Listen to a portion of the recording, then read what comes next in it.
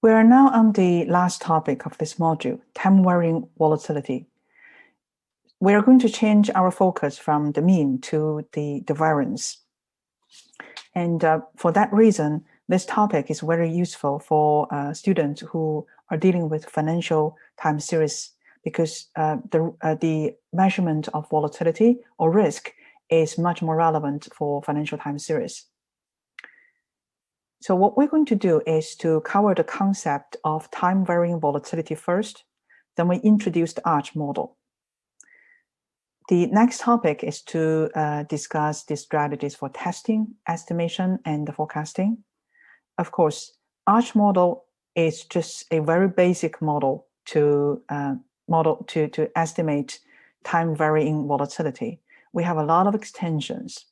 For the interest of time, we are not going to be able to cover all of them in this module.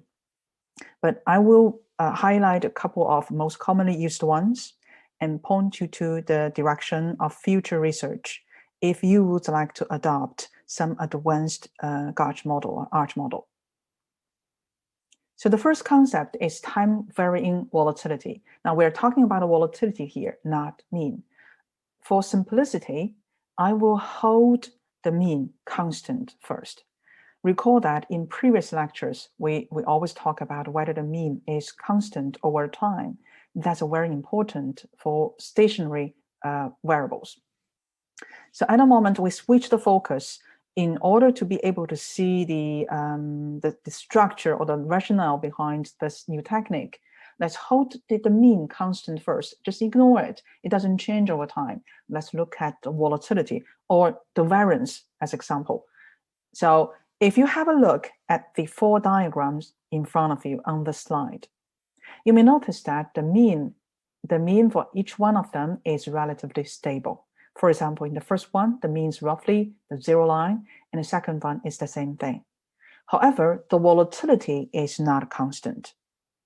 By volatility, basically we mean the fluctuation of those data points above or below this 0 line in those charts, the mean.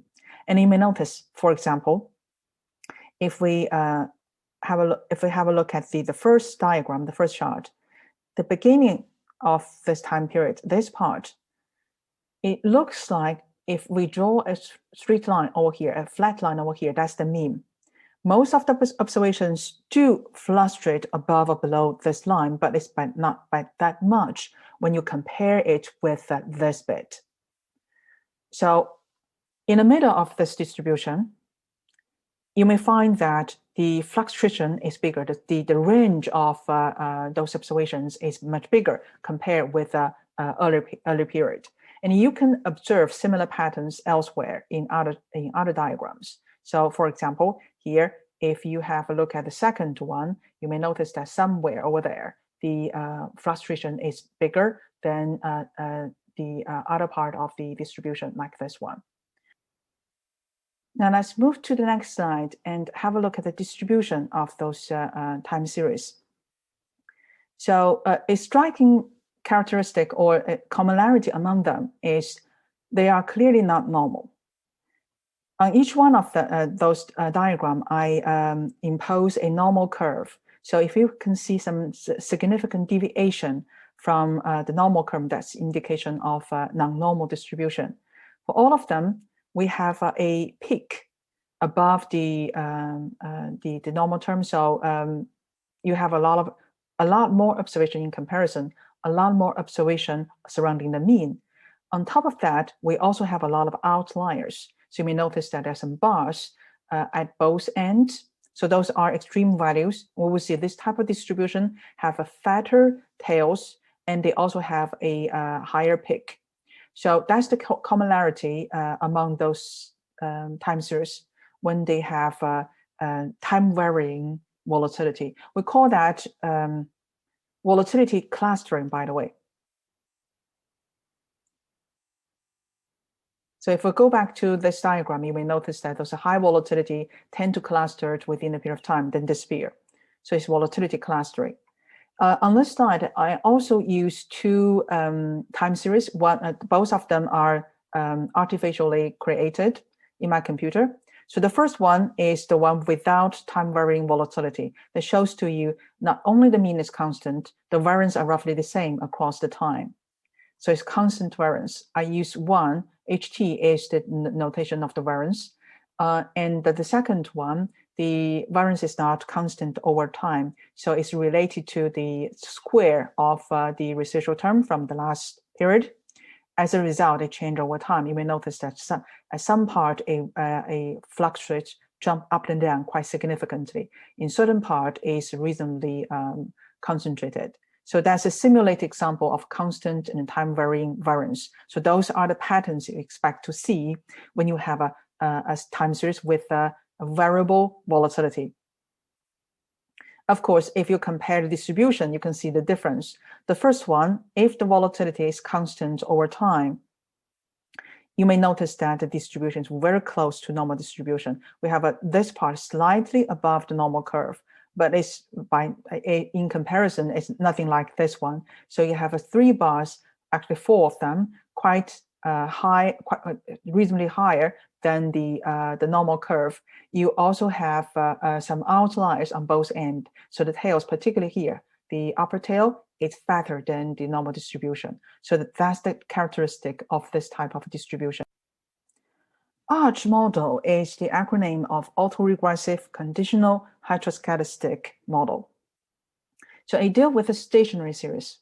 It can start with stationary series. Later, we can let the means to be variable over time. But at the moment, we start with a simple case. The mean is constant, but the variances change over time. So let's consider a model with an AR arrow process. So we have a YT equals phi plus ET. So phi is constant. Mean doesn't change. There's no subscript. So it doesn't matter which period it is a constant. However, each period we will observe a different value. Why is that? Because there's a shock. So the innovation here is ET. So ET is random error. Random error ET follows an AR process. So ET equals rho ET minus 1, and there is an error term. Fortunately, this error term is normally distributed with a constant mean, constant variance, so it's well behaved. We also require rho to be within this range to make sure this is a stationary process. And we can calculate the so-called unconditional mean of this error term to be 0. Unconditional basically means we do not have any information from previous period. And we just keep expanding it like this and give us the mean of 0. However, if we know anything from previous period, for example, last period t minus 1, that's the information I t minus 1 basically means we know something from the last period. We have information. I stands for information. And what we know is rho times E t minus 1. So we can have an observation from the last period and we can model it. If we put it into this equation, we calculate it, and that gives us the mean of rho t E t minus 1. So if we know something, we can make an estimation. Otherwise, this is entirely in theory. The unconditional mean is a theoretical one. So based on the information that we have on the previous slide, we can continue our analysis by calculating the unconditional variance and the conditional variance of the error term. We know the mean of the error term is 0 if it is unconditional. It's unconditioned.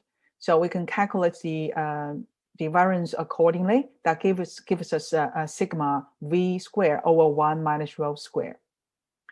If we have a conditional mean, and we can calculate the conditional variance accordingly based on the information that we have in the previous period, that gives us a variance of a sigma v squared. I will leave these specific steps. I omit a couple of steps in between. I will leave the derivation of those formulas to you. If you're interested, there are details in the textbook. But the reason for me to put those two equations on the slide is to show to you, if you compare this and this, the variance of the error term without and with some information, you may notice that given rho's absolute value is less than 1, the unconditional variance is always larger than the conditional variance. So intuitively, that makes sense. If we know something from the past, it can always help us to improve our estimation.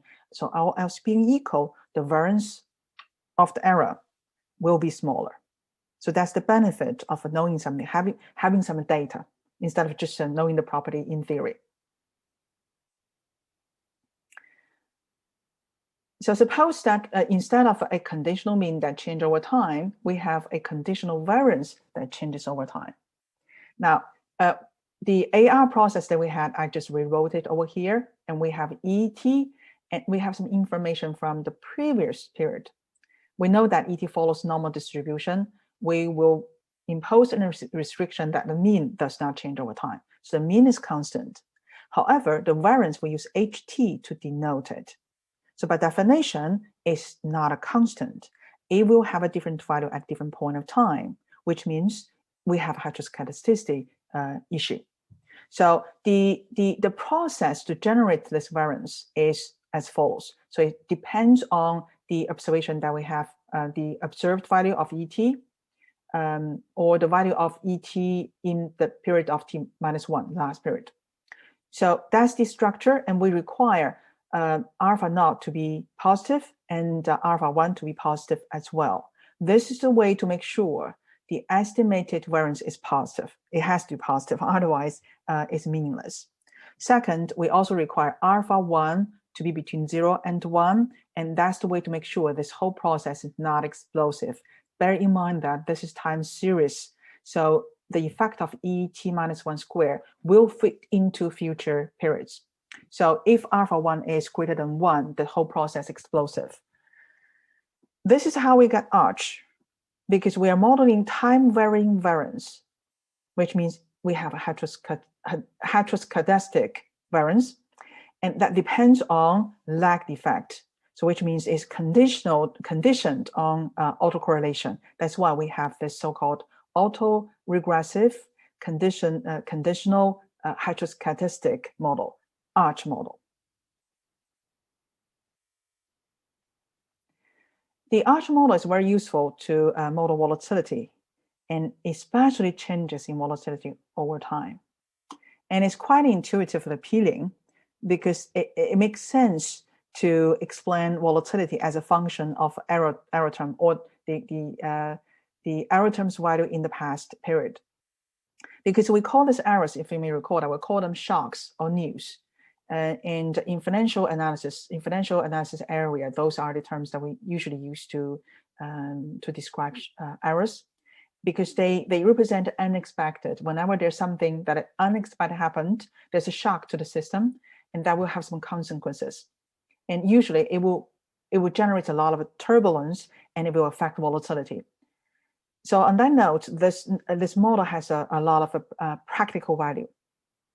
And according to the arch model, the larger the shock, the greater the volatility in the series, which usually is true in reality. So the model captures volatility cost clustering, because if you have a bigger changes in ET and you fit into it, it will cause bigger change in HT, and through the lag effect of ET minus 1. So consecutive periods, if you look at those periods next to each other, you will see some pattern, kind of a continuous itself within a period of time, and then it will disappear later. And you have those volatility pattern clustered within a shorter period of time. So we call that volatility clustering.